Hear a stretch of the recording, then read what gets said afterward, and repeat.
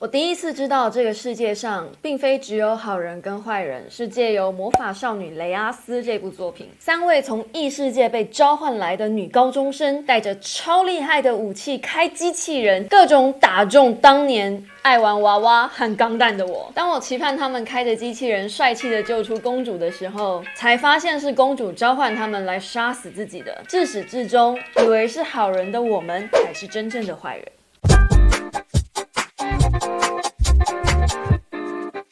嗨，我是内功喵。如果你还没按下订阅的话，快点按下订阅哦。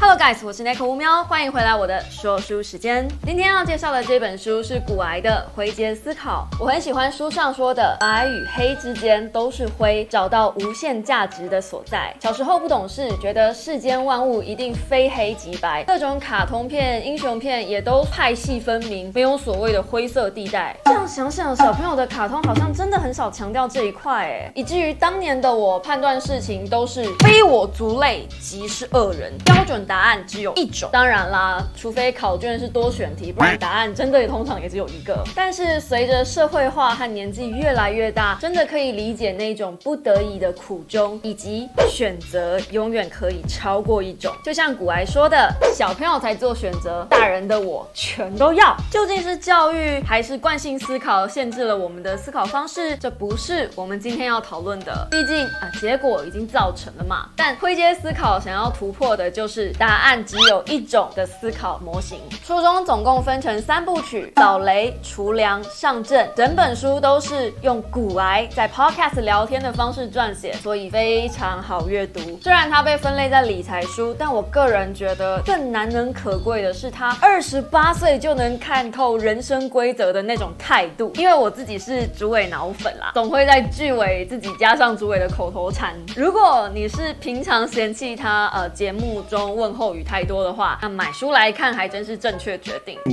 以理财书来说，他想传递的实际重点只有这几个：一、建立正确的理财观念和加强自己资讯判读的能力；2、规划策略，有纪律的实行；3、新手先从投资大盘开始，定期定额投资大盘市值型 ETF 的配置； 4、初期先投入可动用资金的5到10%， 并分批入场； 5、看错认输，停损很重要，别跟股票谈恋爱。如果只想看理财重点，那这本书真的是基础到不行。有在看理财书的人，这些观念一定也不陌生了。那为什么我还是觉得这本书是人生必读呢？我一直觉得那一些投资大师并不是真的只会投资而已，更值得我们学习的是这些人的思考方式，因为让我们之间有生活上的差异，不单纯只是本金和出生点，价值观才是真正影响我们一生的关键。看这本书很享受的是，古癌看似在讲投资，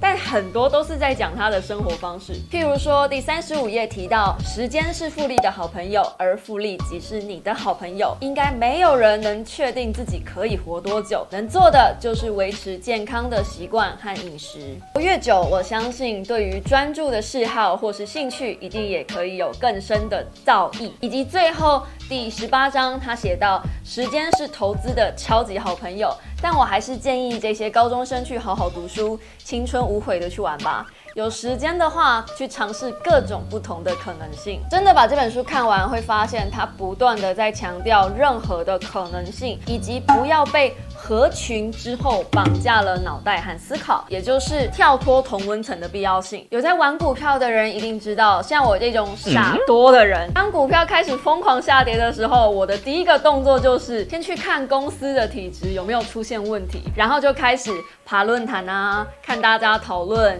看新闻，看局势，一连串的自我安慰有木有？但再好的公司也有可能会突然出现我们不知道的问题，像是旭富一场大火，股价就直接从124直接烧到82，真的是始料未及。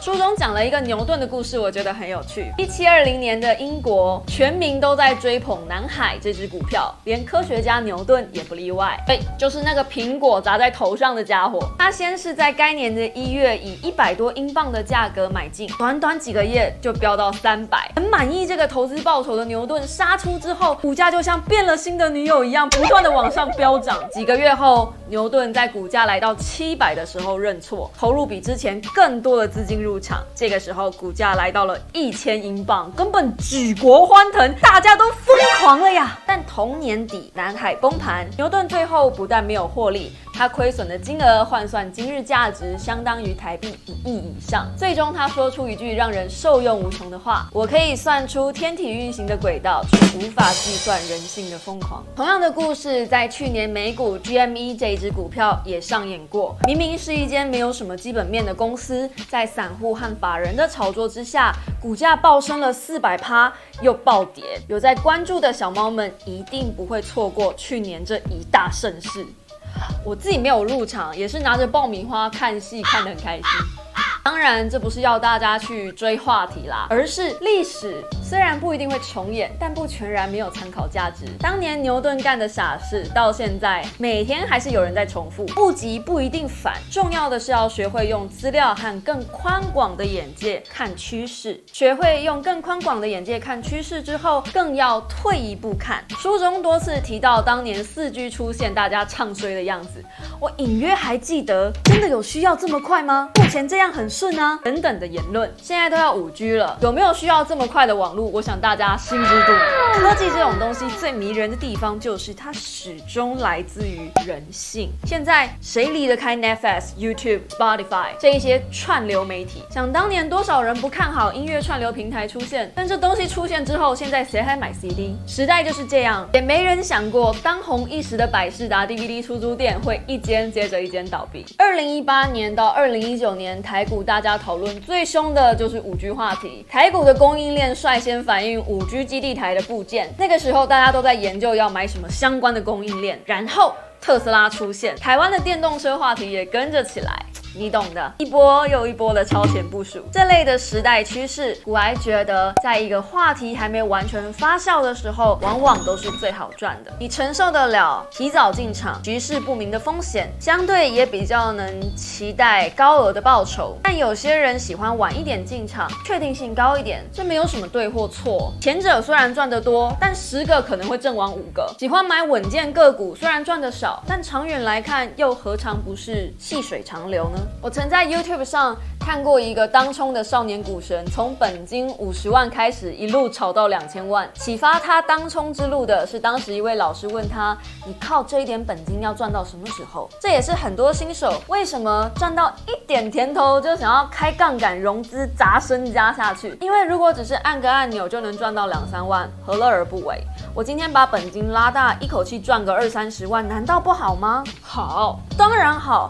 但你怎么知道这一次不会阴沟里翻船呢？我不是说他操作有问题，认真看，他说他不留仓，意思是当天的成败与否马上就知道，这只能表示他的判断真的很精准。在投资里面，你需要先认识自己。我知道我自己不是一个能够承担这样风险或者有这样精准判断的人，所以在他身上能够运用自如的方式，在我身上铁定不成立。我在书中看到一则笑话说，股市里最多人的消息来源是3F：Family, Friends and Food。而股市最常翻船的人，就是尝到一点甜头，信心突然爆棚的新手，和经验老道、觉得自己看遍世间的老手。这两者都会盲目的相信自己的判断，或者在同温层里面取暖。当然，不见得听取3F 的意见就会有问题。如果你的朋友或家人是很有力的商业大佬，那干嘛不听他们的呢？会说不要老是听别人的做股票，是因为你不晓得对方到底什么时候要加码或出仓，对方选择买进这一间公司的理由和远景是什么。当他下车了，你会不会傻傻的还留在车上等着洗碗？毕竟这本书是给股海新手看的，不论台美股，投资市场是一个能瞬间让你身家翻倍或倾家荡产的地方。谦虚学习永远是好事，在知识量和经验达到一定的水平之后，自然面对风浪就比较不会慌张了，因为你是个大人了。那到底什么样的股票可以长期持有呢？巴菲特说，不愿意持有10年的股票，最好连10分钟都不要持有。股癌说，不能改变世界的股票，我不会优先持有。如果真的要挑选个股作为自己的投资标的。股癌建议的是买成长股的策略，必定要分散投资。这种概念有点像是自己组自己的 ETF 一样。假设我们手上有1000块，分别投资10家企业，每家100块，那只要其中一家获利达到300%，也就是获利300元，就能够承担其他9笔投资都亏损30%的失利。听起来很梦幻，但他说了一部知名的电影《阿甘正传》。我们都知道《阿甘正传》的最后，阿甘可以不愁吃穿，是因为他的上校好友投资了一间水果公司，正是当今最红的科技公司 Apple。我还去对比资料换算，当年苹果当时应该是还未上市，正在寻求资金，并且苹果在上市后的4年，阿甘的资金就翻涨到530倍。更夸张的是，如果当时有人在1994年7月6号电影《阿甘正传》上映当天看完之后，跟着电影买入苹果的股票，那苹果的股票现在大概涨了140倍。很多人都会觉得这类大型的全指股会吃掉自己手上大部分的资金，但这类的股票真的会越来越贵，所以你可以在自己的投资组合里面放一点点百分比去买全指股，它有点像是送分题，但也不是绝对正确的答案。最后我们来聊聊赢家特质吧。股癌研究了许多大师的作品和书籍，最后他得出了大师们的3大美德：乐观、耐心、承受风险。乐观并不是天真，而是充分准备、远见、热忱、动机和逐步成长。即使步伐不大也没有关系，重点是要持续前进。耐心就像字面上的意思，不求快速的回馈和反应，眼光永远放在长期目标上。最后是